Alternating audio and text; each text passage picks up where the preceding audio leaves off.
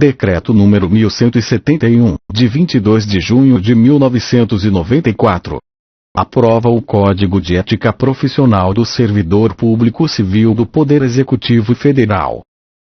O Presidente da República, no uso das atribuições que lhe confere o artigo 84, incisos 4 e 6, e ainda tendo em vista o disposto no artigo 37 da Constituição, bem como nos artigos 116 e 117 da Lei nº 8.112, de 11 de dezembro de 1990, e nos artigos 10, 11 e 12 da Lei nº 8.429, de 2 de junho de 1992, decreta. Artigo 1º. Fica aprovado o Código de Ética Profissional do Servidor Público Civil do Poder Executivo Federal, que com este baixa. Artigo 2º. Os órgãos e entidades da administração pública federal direta e indireta implementarão, em 60 dias, as providências necessárias à plena vigência do Código de Ética, inclusive mediante a constituição da respectiva Comissão de Ética, integrada por 3 servidores ou empregados titulares de cargo efetivo ou emprego permanente. Parágrafo único. A constituição da Comissão de Ética será comunicada à Secretaria da Administração Federal da Presidência da República, com a indicação dos respectivos membros titulares e suplentes. Artigo 3º. Este decreto entra em vigor na data de sua publicação. Brasília, 22 de junho de 1994, 173 da Independência e 106 da República. Itamar Franco. Romildo Canhim. EAT. Texto não substitui o publicado no DOU de 23 de junho de 1994. Anexo. Código de Ética Profissional do Servidor Público Civil do Poder Executivo Federal. Capítulo 1. Seção 1. Das regras deontológicas. Inciso 1. A dignidade, o decoro, o zelo, a eficácia e a consciência dos princípios morais são primados maiores que devem nortear o servidor público, seja no exercício do cargo ou função, ou fora dele, já que refletirá o exercício da vocação do próprio poder estatal. Seus atos, comportamentos e atitudes serão direcionados para a preservação da honra e da tradição dos serviços públicos. Inciso 2. O servidor público não poderá jamais desprezar o elemento ético de sua conduta. Assim, não terá que decidir somente entre o legal e o ilegal, o justo e o injusto, o conveniente e o inconveniente, o oportuno e o inoportuno, mas principalmente entre o honesto e o desonesto, consoante as regras contidas no artigo 37, caput, e parágrafo 4º, da Constituição Federal. Inciso 3. A moralidade da administração pública não se limita à distinção entre o bem e o mal, devendo ser acrescida da ideia de que o fim é sempre o bem comum. O equilíbrio entre a legalidade e a finalidade, na conduta do servidor público, é que poderá consolidar a moralidade do ato administrativo. 4. A remuneração do servidor público é custeada pelos tributos pagos direta ou indiretamente por todos, até por ele próprio, e por isso se exige, como contrapartida, que a moralidade administrativa se integre no direito, como elemento indissociável de sua aplicação e de sua finalidade, erigindo-se, como consequência, em fator de legalidade. Inciso 5. O trabalho desenvolvido pelo servidor público perante a comunidade deve ser entendido como acréscimo ao seu próprio bem-estar, já que, como cidadão, integrante da sociedade, o êxito desse trabalho pode ser considerado como seu maior patrimônio. Inciso 6. A função pública deve ser tida como exercício profissional e, portanto, se integra na vida particular de cada servidor público. Assim, os fatos e atos verificados na conduta do dia a dia em sua vida privada poderão acrescer ou diminuir o seu bom conceito na vida funcional. Inciso 7. salvo os casos de segurança nacional, investigações policiais ou interesse superior do Estado e da administração pública, a serem preservados em processo previamente declarado sigiloso, nos termos da lei. A publicidade de qualquer ato administrativo constitui requisito de eficácia e moralidade, ensejando sua omissão comprometimento ético contra o bem comum, imputável a quem a negar. Inciso 8. Toda pessoa tem direito à verdade. O servidor não pode omiti-la ou falseá-la, ainda que contrária aos interesses da própria pessoa interessada ou da administração pública. Nenhum Estado pode crescer ou estabilizar-se sobre o poder corruptivo do hábito do erro, da opressão ou da mentira, que sempre aniquilam até mesmo a dignidade humana, quanto mais a de uma nação. Inciso 9. A cortesia, a boa vontade, o cuidado e o tempo dedicados ao serviço público caracterizam o esforço pela disciplina. Tratar mal uma pessoa que paga seus tributos direta ou indiretamente significa causar-lhe dano moral. Da mesma forma, causar dano a qualquer bem pertencente ao patrimônio público, deteriorando-o, por descuido ou má vontade, não constituem apenas uma ofensa ao equipamento e às instalações ou ao Estado, mas a todos os homens de boa vontade que dedicaram sua inteligência, seu tempo, suas esperanças e seus esforços para construí-los. Inciso 10.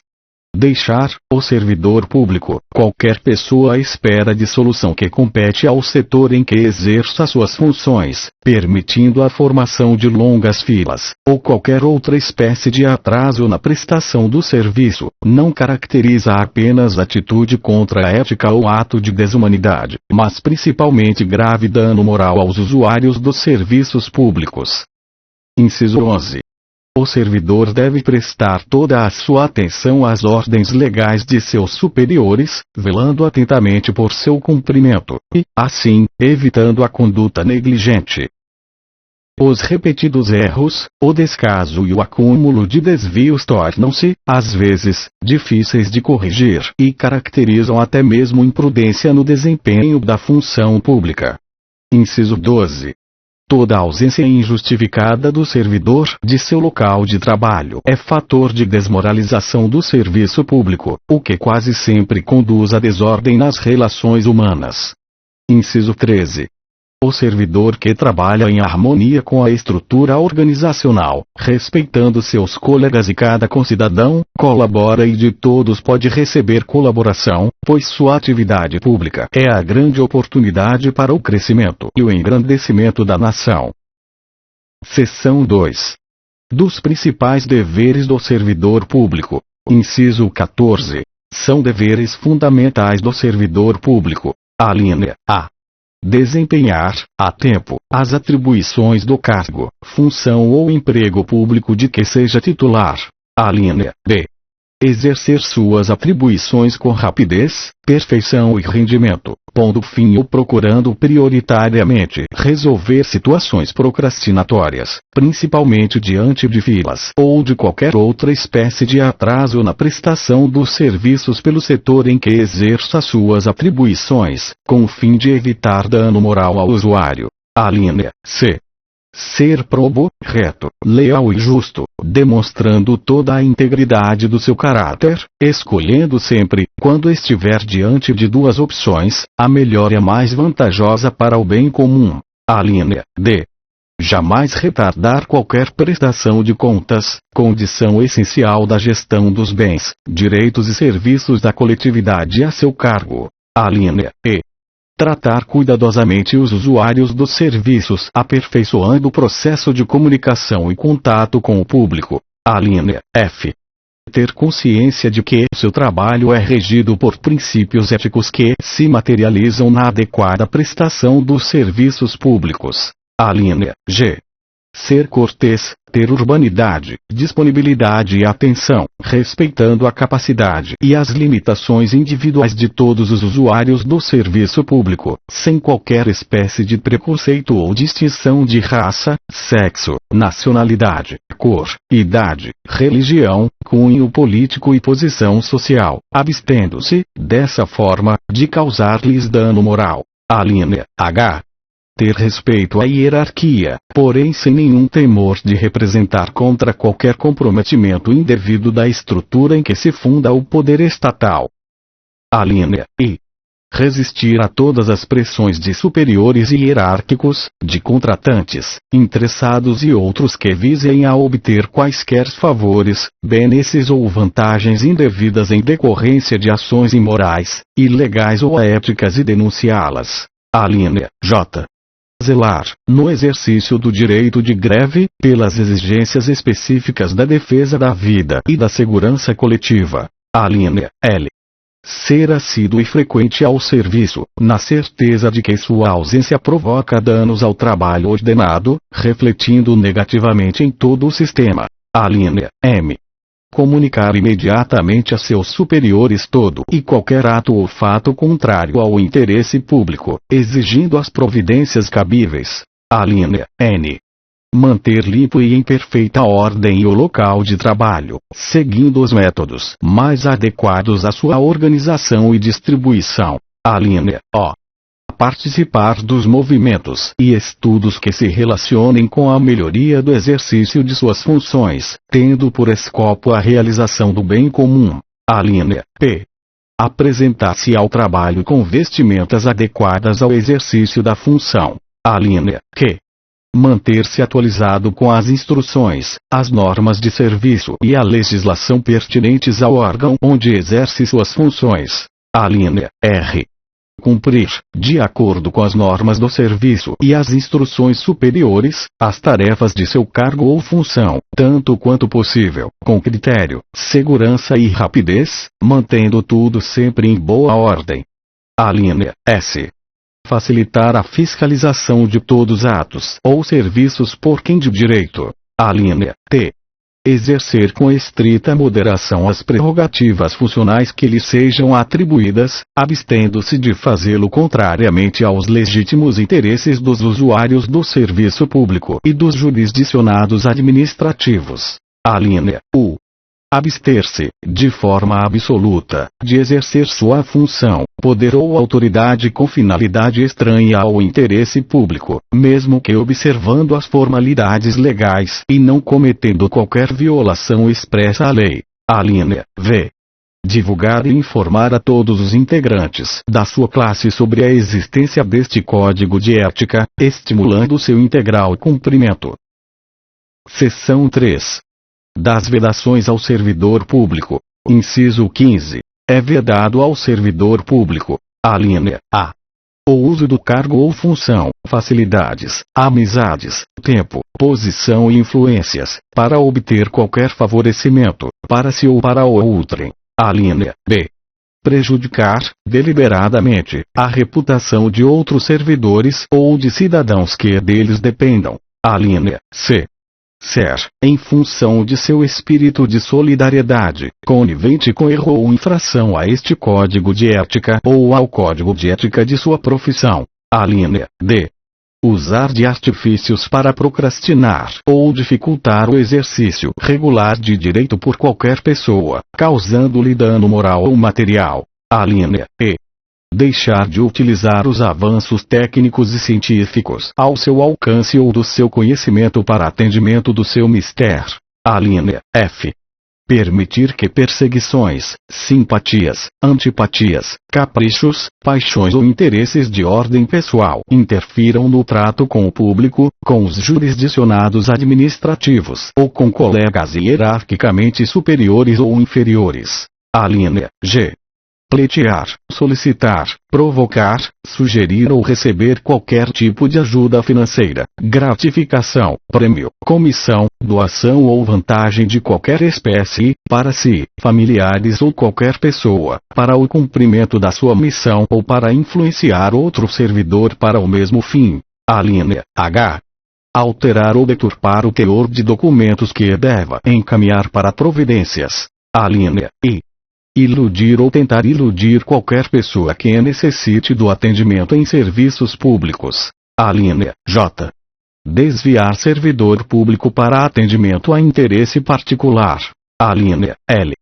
Retirar da repartição pública, se está legalmente autorizado, qualquer documento, livro ou bem pertencente ao patrimônio público. Alínea M.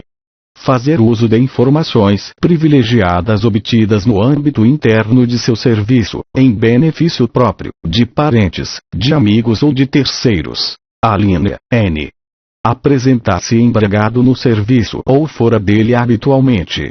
Alínea O.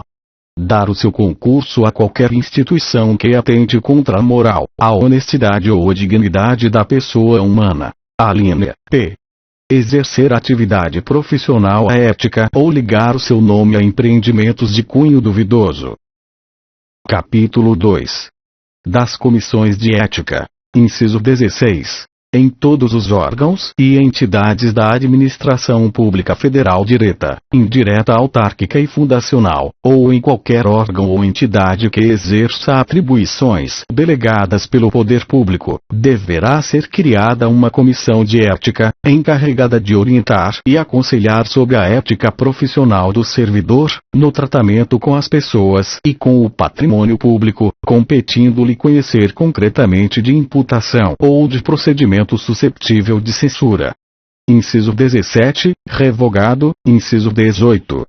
A comissão de ética incumbe fornecer, aos organismos encarregados da execução do quadro de carreira dos servidores, os registros sobre sua conduta ética, para o efeito de instruir e fundamentar promoções e para todos os demais procedimentos próprios da carreira do servidor público. Inciso 19. Ao inciso 21. Revogados. Inciso 22. A pena aplicável ao servidor público pela comissão de ética é a de censura e sua fundamentação constará do respectivo parecer, assinado por todos os seus integrantes, com ciência do faltoso. Inciso 23. Revogado. Inciso 24. Para fins de apuração do comprometimento ético, entende-se por servidor público todo aquele que, por força de lei, contrato ou de qualquer ato jurídico, preste serviços de natureza permanente, temporária ou excepcional, ainda que sem retribuição financeira, desde que ligado direta ou indiretamente a qualquer órgão do poder estatal, como as autarquias, as fundações públicas, as entidades paraestatais, as empresas públicas e as sociedades de economia mista, ou em qualquer setor onde prevaleça o interesse do Estado. Inciso 25. Revogado.